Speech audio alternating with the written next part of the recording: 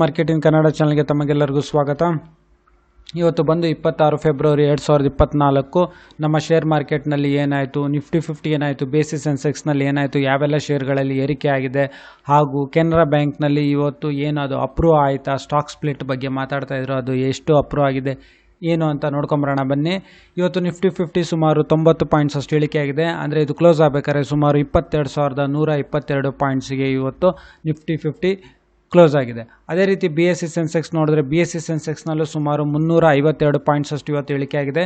Basis Sensex close ಆಗಬೇಕಾದ್ರೆ ಸುಮಾರು 72,790.13ಗೆ close ಆಗಿದೆ.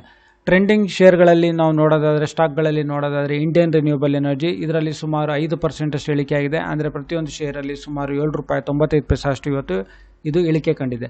ಅದೇ ರೀತಿ ಇವತ್ತು ಇನ್ನೊಂದು ಶೇರು ಟ್ರೆಂಡಿಂಗಿಗೆ ಬಂದಿದ್ದು ಅಂತ ಹೇಳಿದ್ರೆ ಜಿಯೋ ಫಿನಾನ್ಷಿಯಲ್ ಸರ್ವಿಸಸ್ ಬಗ್ಗೆ ನಾನು ಇನ್ನೊಂದು ವಿಡಿಯೋ ಇದೆ ಚಾನಲಲ್ಲಿ, ಬೇಕಿದ್ರೆ ನೀವು ನೋಡ್ಬೋದು. ಇದು ಒಂದು ರಿಲಯನ್ಸ್ ಇಂಡಸ್ಟ್ರಿಯ ಒಂದು ಭಾಗ ಆಗಿತ್ತು. ಆಮೇಲೆ ಇದು ಡಿಮರ್ಜರ್ ಆಗಿ ಬಂದಿದ್ದು, ಡಿಮರ್ಜರ್ ಬಗ್ಗೆನೂ ಅದರಲ್ಲಿ ನಾನು ಹೇಳಿದ್ದೀನಿ ಡಿಮರ್ಜರ್ ಏನು ಅಂತ. ಇವತ್ತು ನೋಡೋದಾದರೆ ಜಿಯೋ ಫಿನಾನ್ಷಿಯಲ್ ಸರ್ವಿಸಸ್ನಲ್ಲಿ ಸುಮಾರು 1.84% ಅಷ್ಟು ಇಳಿಕೆ ಆಗಿದೆ. ಪ್ರತಿಯೊಂದು ಶೇರಲ್ಲಿ ಸುಮಾರು ₹6.15 ಅಷ್ಟು ಇದರಲ್ಲಿ ಇಳಿಕೆ ಆಗಿದೆ. ಹಾಗೆ ಎಸ್ ಬ್ಯಾಂಕು ಅಷ್ಟೇ ಟ್ರೆಂಡಿಂಗಲ್ಲಿದೆ. ಇತ್ತೀಚೆಗೆ ಸುಮಾರು ಇದರಲ್ಲಿ 95 ಅಷ್ಟು ಪ್ರತಿಯೊಂದು ಶೇರಲ್ಲಿ ಇವತ್ತು ಇಳಿಕೆ ಆಗಿದೆ.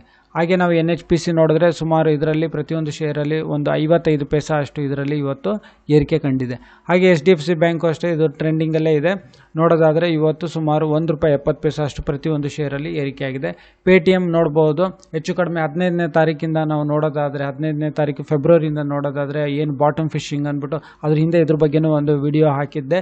ಹೇಗೆ ಇನ್ನೂ ಒಂದು ಕಂಪ್ನಿ ಸುಮಾರು 240-250 ಕೋಟಿಯಷ್ಟು ಇದರಲ್ಲಿ ಹೂಡಿಕೆ ಮಾಡಿದೆ, ಏರೋ ಚಾನ್ಸಸ್ ಇದೆ ಅಂತ ಆ ವಿಡಿಯೋನು ಬೇಕಿದ್ರೆ ಈ ಚಾನಲಲ್ಲಿದೆ, ನೋಡ್ಕೋಬೋದು. ಇವತ್ತು ನೋಡೋದಾದರೆ ಇದರಲ್ಲಿ ಸುಮಾರು 5% ಅಷ್ಟು ಇದರಲ್ಲಿ ಏರಿಕೆ ಆಗಿದೆ. ಸುಮಾರು ಪ್ರತಿಯೊಂದು ಶೇರಲ್ಲಿ ಸುಮಾರು ₹20.35 ಅಷ್ಟು ಇದರಲ್ಲಿ ಏರಿಕೆ ಆಗಿದೆ. ಹಾಗೆ ಇವತ್ತು ನಿಫ್ಟಿ 50ನಲ್ಲಿ ಯಾವೆಲ್ಲ ಶೇರ್ಸ್ಗಳಲ್ಲಿ ಟಾಪ್ ಗೇನರ್ಸ್ ಯಾವೆಲ್ಲ ಶೇರ್ಸ್ಗಳು ಅಂತ ಹೇಳಿದ್ರೆ L&T ಇದರಲ್ಲಿ ಸುಮಾರು ₹82 ಅಷ್ಟು ಏರಿಕೆ ಆಗಿದೆ. ಹಾಗೆ ಪವರ್ ಗ್ರಿಡ್ ಇದರಲ್ಲಿ ಸುಮಾರು ₹5.85 ಅಷ್ಟು ಏರಿಕೆ ಆಗಿದೆ. ಹಾಗೆ ಅಡಾನಿ ಎಂಟರ್ಪ್ರೈಸಸ್ ಸುಮಾರು ₹54.45 ಅಷ್ಟು ಪ್ರತಿಯೊಂದು ಶೇರಲ್ಲಿ ಏರಿಕೆ ಆಗಿದೆ.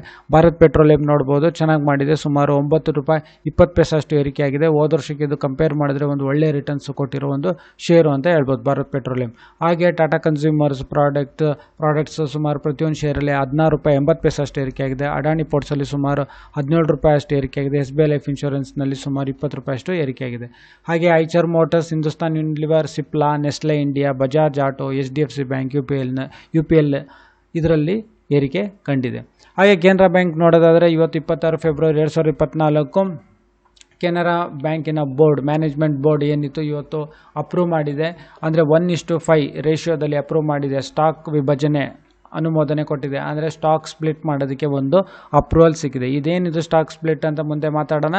ಸಿಂಪಲಾಗಿ ಹೇಳಬೇಕು ಅಂತ ಹೇಳಿದ್ರೆ ಇದು ಪ್ರತಿಯೊಂದು ಸ್ಟಾಕು ಏನಿರುತ್ತೆ ಅದು 5 ಭಾಗವಾಗುತ್ತೆ. ಯಾಕೆ ಇದನ್ನು ಮಾಡ್ತಾರೆ ಅಂತ ಹೇಳಿದ್ರೆ, ಇದು ಮಾಡೋದ್ರಿಂದ ಈ ಬ್ಯಾಂಕು ಹೇಳ್ತಿರೋ ಪ್ರಕಾರ ಇದರಿಂದ ರಿಟೇಲ್ ಇನ್ವೆಸ್ಟರ್ಸ್, ಸಾಮಾನ್ಯ ಜನರು ಏನೊಂದು ಡಿಮ್ಯಾಟ್ ಅಕೌಂಟ್ ಓಪನ್ ಮಾಡಿಬಿಟ್ಟು ರಿಟೇಲ್ ಇನ್ವೆಸ್ಟರ್ಸ್ ಅಂತ ಹೇಳ್ತಾರೆ, ಅವರು ಇದರಲ್ಲಿ ಇಂಟ್ರೆಸ್ಟೆಡ್ ಆಗಿ ಇದರಲ್ಲಿ ಹೂಡಿಕೆ ಜಾಸ್ತಿ ಬರುತ್ತೆ, ಇನ್ವೆಸ್ಟ್ಮೆಂಟ್ ಜಾಸ್ತಿ ಬರುತ್ತೆ. ಹಾಗಾಗಿ ಕೆನರಾ ಬ್ಯಾಂಕಿಗೆ ಲಾಭ ಇದೆ ಅಂತೇಳಿ ಸ್ಪ್ಲಿಟ್ ಮಾಡ್ತಾಯಿದ್ದಾರೆ. ಅಂದರೆ ಒಂದು ಶೇರ್ನ 5 ಭಾಗವಾಗಿ ಮಾಡ್ತಾ ಇದ್ದಾರೆ. ಅದಕ್ಕೆ ಇವತ್ತು ಅಪ್ರೂವ್ ಆಗಿದೆ. 26 ಫೆಬ್ರವರಿ 2024 ಅದು ಅಪ್ರೂವ್ ಆಗಿದೆ. 1:5 ರೇಷಿಯೋ ಸ್ಟಾಕ್ ಸ್ಪ್ಲಿಟ್ ಅಪ್ರೂವಲ್ ಅಂತ ಹೇಳ್ತೀವಿ, ಅಥವಾ ಸ್ಟಾಕ್ ವಿಭಜನೆಯ ಅನುಮೋದನೆ ಇದು. ಹಾಗೆ ನಾವು ಪೇಟಿಎಮ್ಮಲ್ಲಿ ನೋಡೋದಾದರೆ ನಾನು ಹೇಳಿದ್ದೆ ಹಾಗೆ ಒಂದು 15ನೇ ತಾರೀಕಿಂದ ಇವತ್ತವರೆಗೂ ನೀವು ಒಂದು ಸ್ವಲ್ಪ ಚೆಕ್ ಮಾಡಿ ನೋಡಿ ಅಂತ. ಹಾಗೆ 15ನೇ ತಾರೀಕು ಫೆಬ್ರವರಿ ಇದು ಬಂದು ಪೇಟಿಎಮ್ಮು ₹325 ಆಯಿತು. ಇವತ್ತು ನೋಡೋದಾದರೆ ಸುಮಾರು ₹428 ಇದೆ. ಅಂದರೆ 11 ದಿವಸದಲ್ಲಿ, ಹೆಚ್ಚು ಕಡಿಮೆ 11 ದಿವಸದಲ್ಲಿ 30% ರಿಟರ್ನ್ಸ್ ಕೊಟ್ಟಿದೆ ಪೇಟಿಎಮ್ ಶೇರ್ಸ್. ನಾವು ನೋಡೋದಾದರೆ ಪೇಟಿಎಮ್ ಶೇರ್ಸ್ನಲ್ಲಿ 1 ಲಕ್ಷ ಹೂಡಿಕೆ ಮಾಡಿದರೆ ₹325 ಇದ್ದಾಗ ಹೆಚ್ಚು ಕಡಿಮೆ 30% ಇದು ಬರೀ 11 ದಿವಸದಲ್ಲಿ ರಿಟರ್ನ್ಸ್ ಕೊಟ್ಟಿದೆ. ಹಾಗೆ ಇದು ಸ್ಟಾಕ್ ಮಾರ್ಕೆಟಲ್ಲಿ, ಶೇರ್ ಮಾರ್ಕೆಟಲ್ಲಿ ಏನಾದ್ರು ಆಗ್ಬೋದು. ಸೊ ಈ ವಿಡಿಯೋ ನೋಡೋದಕ್ಕೆ ತಮಗೆಲ್ಲರಿಗೂ ತುಂಬ ಧನ್ಯವಾದ. ಈ ವಿಡಿಯೋನ ಶೇರ್ ಮಾಡಿ, ಲೈಕ್ ಮಾಡಿ, ಈ ಚಾನಲ್ನ ಸಬ್ಸ್ಕ್ರೈಬ್ ಮಾಡಿ. ತಮಗೆಲ್ಲರಿಗೂ ತುಂಬ ಧನ್ಯವಾದ.